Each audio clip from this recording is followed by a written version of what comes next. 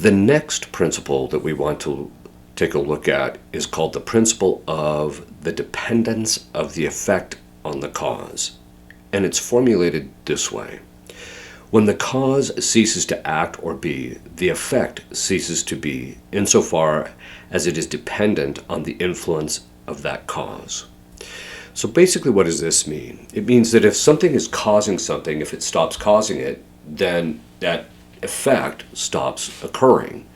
So, for example, the cause would be the electricity. I turn on the light switch, and then the lights come on.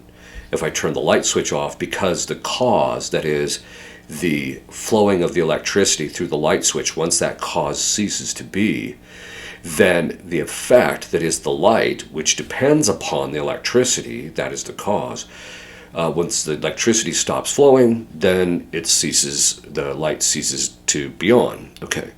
This is an important principle because this is one of the principles that tends to be somewhat denied in our culture.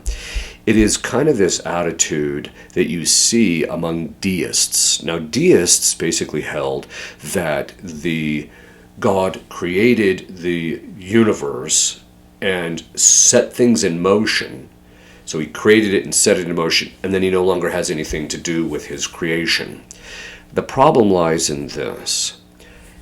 Anytime he creates something, he's bringing something out of nothing. So that thing can only has existence because God caused the existence of the thing at that moment of creation. However, here's the thing.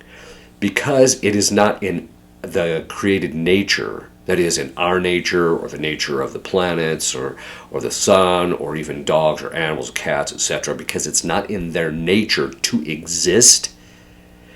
Their natures do exist because God causes them to exist, so they receive that existence. But the fact of the matter is that they do not, existence isn't part of their very nature. There's only one being that has existence as part of its nature, and that's God. That's why he said, I am who am.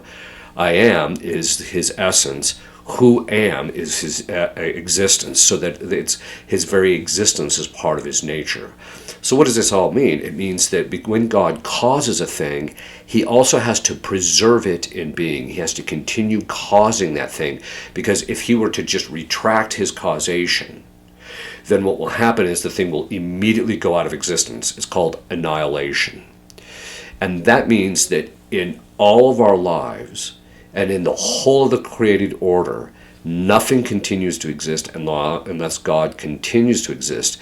And it's that very fact of a metaphysical reflection on the nature of the fact that we are not our existence tells us, based upon the principle of the dependence of the effect on the cause, that if God were to stop causing it, then it would cease to exist. And that means, therefore, that the deists are actually wrong, that God is still involved in his creation.